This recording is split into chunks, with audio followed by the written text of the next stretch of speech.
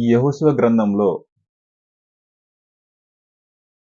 మనము సులువైనటువంటి పద్ధతిలో యెహోషువ గ్రంథాన్ని క్లుప్తంగా, క్లుప్తంగా మనము పరిశీలన చేసి చదివినట్లయితే సులువైనటువంటి పద్ధతిలో యెహోషువ గ్రంథం యొక్క క్లుప్త పరిశీలన,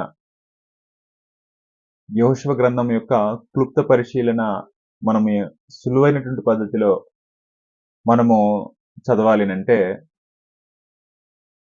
ఈ యొక్క యెహోషువ గ్రంథాన్ని మొదటి 5 అధ్యాయాలను మనం అవగాహన చేసుకోవాలి. మొదటి 5 అధ్యాయాలను ఎలాగ అవగాహన చేసుకోవాలో 5 అధ్యాయాల్లో ఉన్నటువంటి ఆ సంఘటనలేంటో ఈ యొక్క సమయమందు మనం చదువుదాం. యెహోషువ గ్రంథం మొదటి అధ్యాయం నుంచి 5 అధ్యాయంలో ఉన్నటువంటి ఆ 5 అధ్యాయంలో ఉన్నటువంటి సంగతులను మనం చదువుదాం. ఈ మొదటి నుంచి 5 అధ్యాయంలో ఉన్నటువంటి ఆ యొక్క సంగతులకు మనము చిన్న అంశాన్ని పెట్టినట్లయితే, చిన్న టైటిల్ పెట్టినట్లయితే కనానుపై ఇశ్రాయేలు దండయాత్ర అనే ఒక అంశంతో మనము చదువుదాం. మొదటి నుంచి యెహోషువ గ్రంథం మొదటి అధ్యాయం నుంచి 5వ అధ్యాయంలో ఉన్నటువంటి ఆ యొక్క సంగతులను మనము ఒక అంశాన్ని పెట్టి కనానుపై ఇశ్రాయేలు దండయాత్ర అనే అంశాన్ని పెట్టి ఆ అంశాన్ని బట్టి మనం చదువుతాం ఈ 5 అధ్యాయాలు.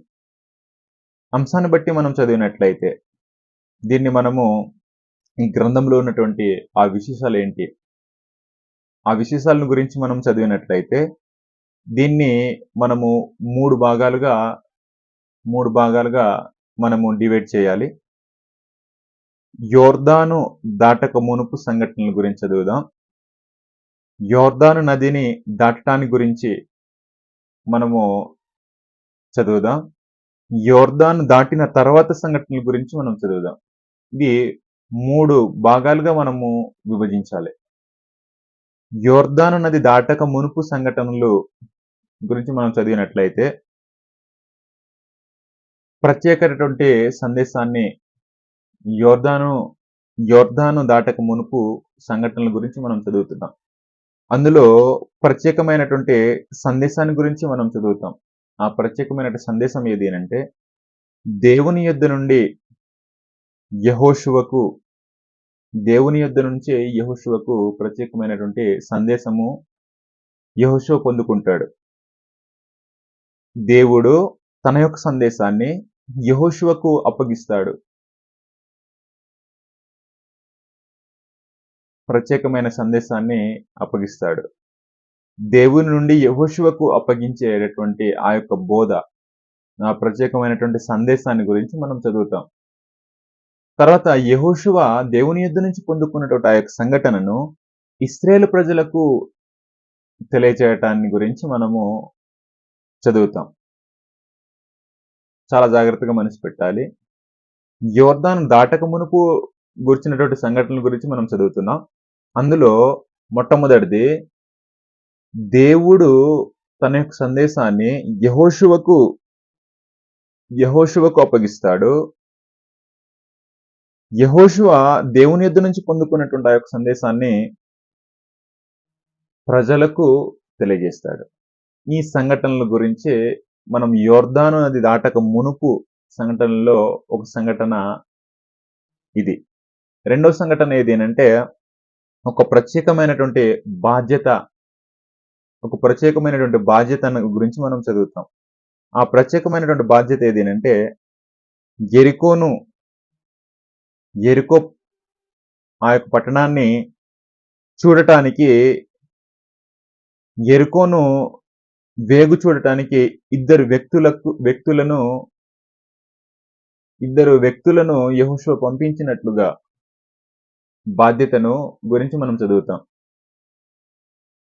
ఈ యొక్క బాధ్యత ఏది అంటే యెరికో పట్టణాన్ని వేగు చూడటానికి ఇద్దరు వ్యక్తులను గురించి మనం చదువుతాం. ఇద్దరు వ్యక్తులు యెరికో పట్టణాన్ని చూడటానికి యెహోషువ ఎన్నుకొని బాధ్యత అప్పగించి ఆ యొక్క ప్రదేశాన్ని చూసి రండి అని వేగు చూడటానికి పంపించిన వ్యక్తుల గురించి మనం చదువుతాం. ఇది యోర్దాను దాటక మునుపు ఉన్నటువంటి సంఘటనలు యొర్దాను దాటక మునుపు ఉన్నటువంటి సంఘటనలు ఏవైనా ఉన్నాయనంటే ప్రత్యేకమైన సందేశము. దేవుడు యెహోషువకు అప్పగించినటువంటి సందేశం. యెహోషువ దేవుని యొద్ద పొందుకున్నటువంటి సందేశాన్ని ప్రజలకు తెలియజేయటము ఈ సంఘటనల గురించి చదువుతాం.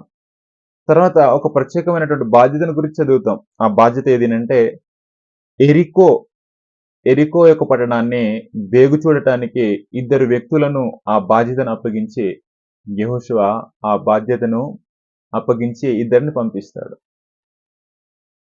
ఇది యెరికో ప్రాంతంలో వేగు చూడటానికి వెళ్ళినటువంటి ఇద్దరు యొక్క వ్యక్తులు వేగు చూసి తిరిగి రావడం జరుగుద్ది.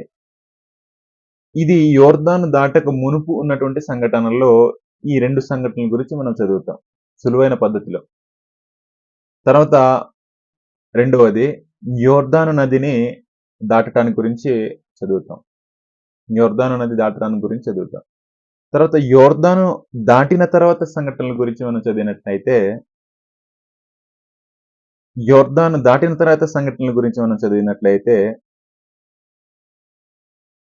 స్మరక చిహ్నంగా చిహ్నంగా ఒక రాతి కుప్ప అన్నది నిర్మిస్తారు.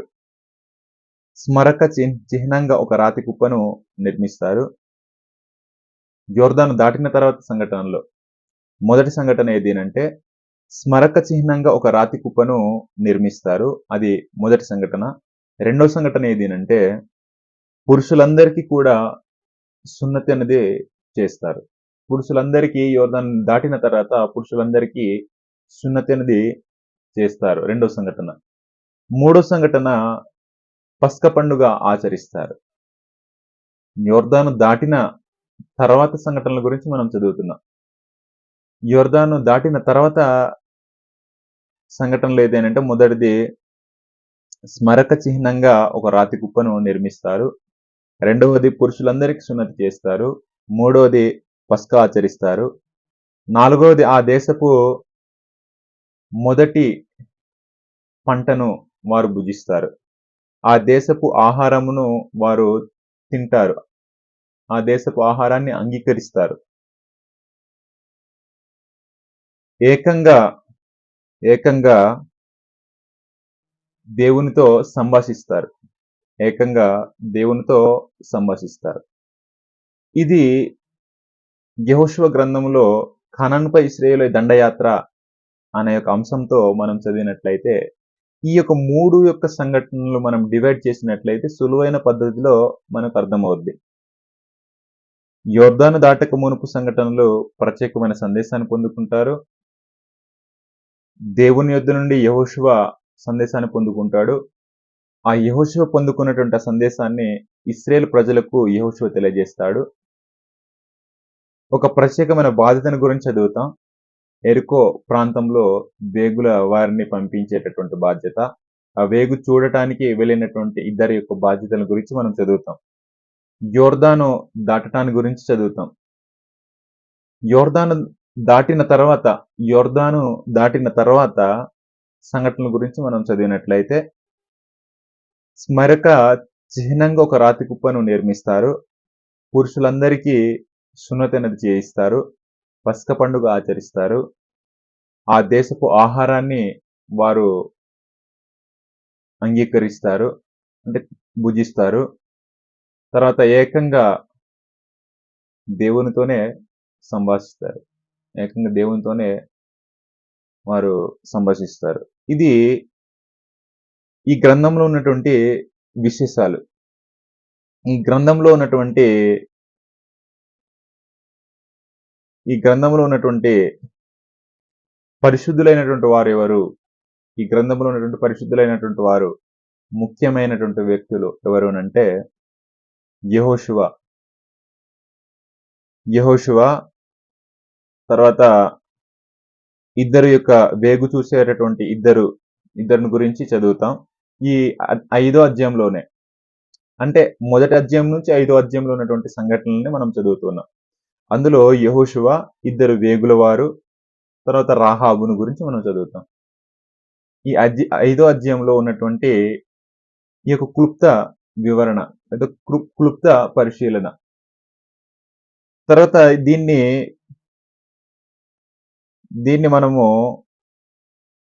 వాక్య వివరణ గురించి ఆలోచన చేసినట్లయితే, వాక్య వివరణ ఈ 5వ అధ్యాయంలో ఉన్నటువంటి మొత్తము నీతి ఒకే వాక్యంలో చదవాలనంటే, సామెతల గ్రంథం 3వ అధ్యాయము 5, 6 వచనంలో ఒక వచనాన్ని మనం చదివినట్లయితే, నీ స్వబుద్ధిని ఆధారం చేసుకొనక నీ పూర్ణ హృదయముతో యెహోవాయందు నమ్మకముంచుము. నీ ప్రవర్తన అంతటి యందు ఆయన అధికారమునకు ఒప్పుకొనుము అనేసింది. అంటే స్వబుద్ధిని ఆధారం చేసుకొనక నీ పూర్ణ హృదయముతో యెహోవాయందు నమ్మికించుము. నీ ప్రవర్తన అంతటి యందు ఆయన అధికారమునకు ఒప్పుకొనుము. ఈ యెహోషువ యొక్క గ్రంథం యొక్క చరిత్ర మనకు ఈ యొక్క మొదటి అధ్యాయం నుంచి 5వ అధ్యాయంలో ఉన్నటువంటి ఆ యొక్క చరిత్రను ఈ ఒకే వచనంతో దీన్ని అవగాహన చేసుకోవాలనంటే, ఈ యొక్క ఈ యొక్క లేఖన భాగాన్ని మన యొక్క హృదయంలో ఉంచుకోవాలి. నీ స్వబుద్ధిని ఆధారం చేసుకొనక నీ పూర్ణ హృదయంతో యెహోవాయందు నమ్మకముంచుము. నీ ప్రవర్తన అంతటి యందు ఆయన అధికారమునకు ఒప్పుకొనుము. దేవుని యొక్క అధికారానికి ఒప్పుకోవాలి. మన యొక్క స్వబుద్ధిని ఆధారం చేసుకోకూడదు. పూర్ణ హృదయంతో దేవుని యందు నమ్మకముంచాలి. ప్రవర్తన అంతటి యందు ఆయన అధికారమునకు ఒప్పుకోవాలి. దీని గురించి మనకు క్రొత్త నిబంధనలో చదవగలిగినట్లయితే, యాకోబు పత్రిక 2వ అధ్యాయం 25వ వచనంలో, రాహాబును వేశ్య కూడా దూతలను చేర్చుకుని అంటే వేగుల వారిని, కనాను పట్టణాన్ని చూడటానికి వెళ్ళినటువంటి వేగుల వారిని, రాహాబును వేశ్య కూడా దూతలను చేర్చుకుని వేరొక మార్గమున వారిని వెలుపలికి పంపివేసినప్పుడు క్రియల మూలముగా నీతిమంతురాలని ఎంచబడెను గదా. క్రియల మూలముగా నీతిమంతురాలని ఎంచబడెను గదా అని వ్రాయబడింది. కాబట్టి ఇది యెహోషువ గ్రంథము మొదటి అధ్యాయం నుంచి 5 అధ్యాయంలో ఉన్నటువంటి క్లుప్త పరిశీలన. ఇది క్లుప్తంగా మనం పరిశీలించాం. ఈ యొక్క పరిశీలన మనము దృష్టిలో ఉంచుకొని సులువైనటువంటి పద్ధతిలో అవగాహన చేసుకోవాల్సినటువంటి అవసరత